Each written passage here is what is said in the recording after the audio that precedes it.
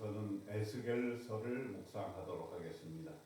오늘 에스겔서 1장 1절 말씀에 30해 넷째 달 초 닷새에 내가 그발 강가에 사로잡힌 자 중에 있을 때에 하늘이 열리며 하나님의 모습이 내게 보이니 하늘의 문이 열리고 주의 영광을 본다라는 제목으로 말씀을 드리겠습니다. 자, 1절 보니까 사로잡혀 갔어요. 언제입니까? 바벨론 포로, 제2차 포로에 의해서 사로잡혀 갔는데 그 시기가 정확하게 2절에 나와 있습니다. 여호야긴 왕이 사로잡힌 지 5년 그달 초 닷새라. 여호야긴 왕은 유다의 19번째 왕이었는데 3개월밖에 있지를 못했어요. 여호야김의 아들이었습니다. 그리고 이후에는 20대 마지막 왕이었던 시드기야가 바벨론 왕에 의해서 임명이 됐던 그 시기인 것입니다. 이때에 어디로 끌려갔어요? 바벨론으로 끌려갔습니다. 그리고 어디서 지금 환상을 보았어요? 하나님을 만나게 되었는데 강가에서 하나님을 만나게 되었습니다. 그발 강가. 네. 티그리스 유브라데스 그 강이 있는 그 지류의 하나가 그발 강가이죠. 그 갈대아 땅 그발 강가에서 여호와의 말씀이 부시의 아들 제사장 나 에스겔에게 특별히 임하고 여호와의 권능이 내 위에 있으니라. 에스겔은 제사장의 아들이었습니다. 그래서 제사장의 직분을 그대로 받았는데 하나님께서 말씀을 주셨는데 어떤 상태에서 말씀을 주셨느냐?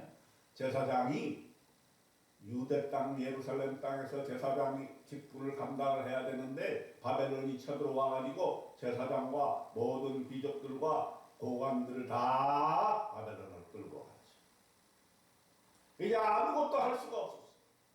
나라는 멸망했고 예루살렘 성전은 파괴되었고 성전에 있는 모든 기구들, 금빛 찬란한 기구들은 다 바벨론으로 빼앗겨. 바벨론에서 왕들이 또 고관 대작들이 성전에서 쓰는 거룩한 기구들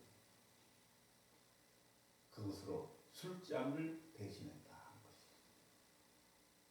자, 이렇게 나라 멸망하고 포로로 끌려간 에스겔에게 무슨 희망이 있었겠습니까? 고난이 있습니다. 끌려가서 무엇을 했겠습니까? 종들처럼 부역을 했을 것입니다. 강가에 앉아서 바벨론이 시키는 대로 이렇게 신세 한탄하면서 앉아 있었을 것입니다. 그런데 바로 이때 하나님이 말씀하신 거예요. 하늘이 열렸다 그랬어요. 하늘의 모습이 보였다 그랬어요. 여러분, 우리가 고난 중에 가장 고난의 큰 유익 중에 하나는 무엇입니까? 고난 중에 하나님을 만나는 것입니다. 하나님 만나기 어렵습니다.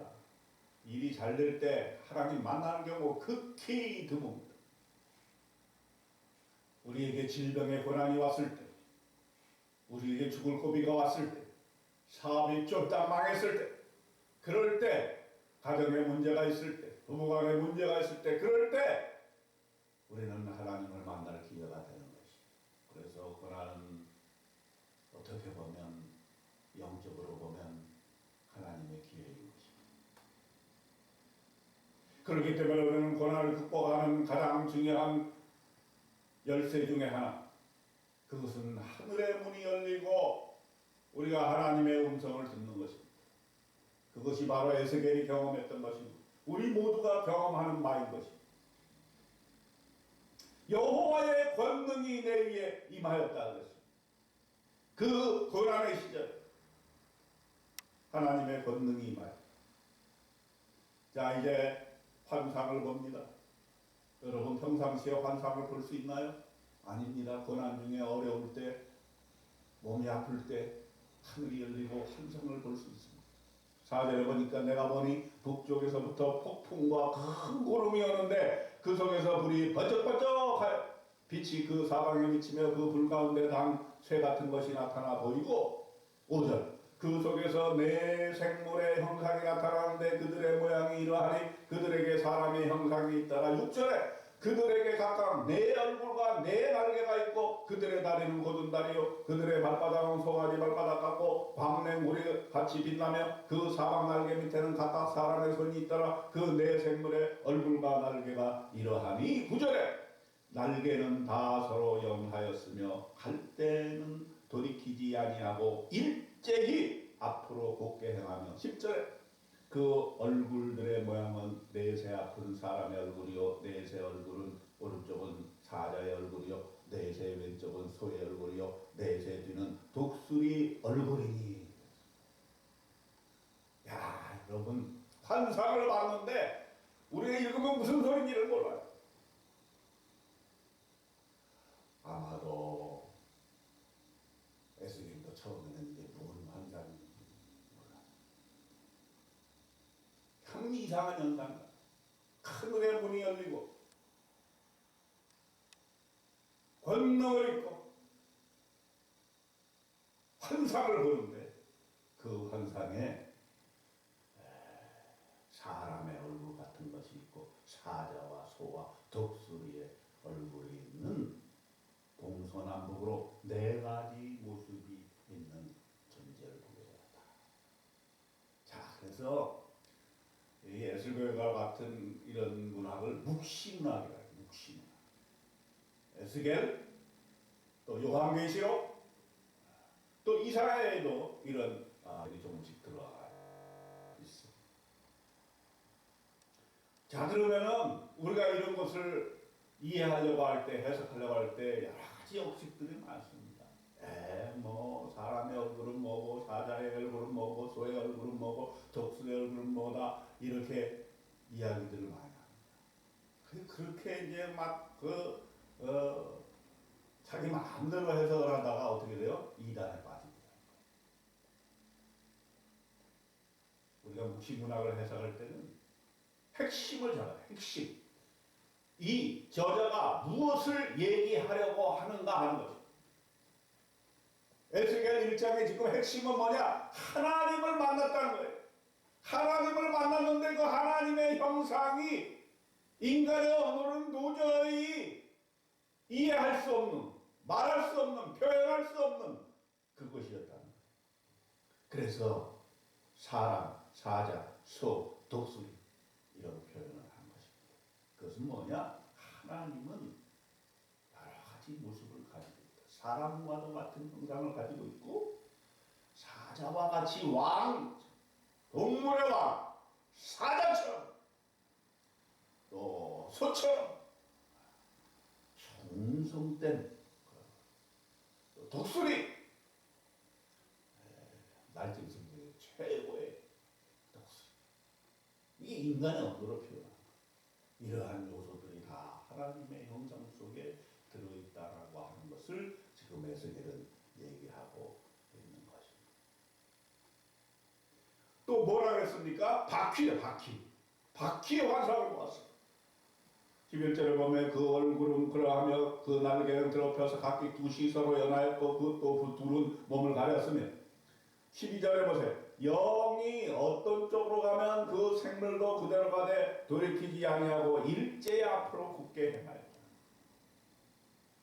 13절에 또 생물들의 모양은 탄숯불과 횃불 모양 같은데 그 불이 생물 사이에서 오르락내리락 하며 그 불은 광채가 있고 그 가운데서는 번개가 나며 그 생물들은 번개 모양 같이 왕래하더라. 15절에 내가 생물들을 보내고 생물들 곁에 있는 땅에는 바퀴가 있는데 바퀴의 반사. 그 네 얼굴을 따라 하나씩 있고 그 바퀴의 모양과 구조는 황옥같이 보이는데 그 넷은 똑같은 모양을 가지고 있으며 그들의 모양과 구조는 바퀴 안에 바퀴가 있는 것 같으며 그들이 갈 때는 사방으로 향한 대로 돌이키지 아니하고 가는. 그 둘레는 높고 무서우며 그 네 둘레로 돌아가면서 눈이 가득하다. 21절에 보니까 그들이 가면 이들도 가고 그들이 서면 이들도 서고 이 바퀴를 모읍니다.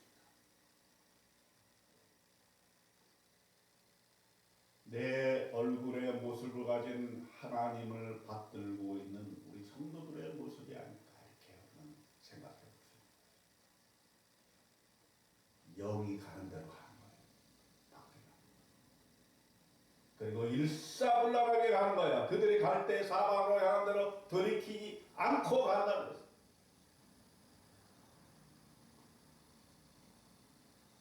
그러므로 이 고난을 이겨낼 수 있는 유일한 길, 이것은 하나님의 영이 이끌어가는 것도 하나님의 소리, 하늘의 문이 열리고 하나님의 말씀이 들려지는 이 곳에서 하나님의 말씀대로 일사불란하게 가는 것 이외에는 이 고난을 이겨낼 수 없다라고 하는 것을 보여주고 있는 것입니다. 28절에 마지막으로 이렇게 결론을 맺습니다. 그 사방의 광채의 모양은 비 오는 날 구름에 있는 무지개 같으니 이는 여호와의 영광의 형상의 모양이라.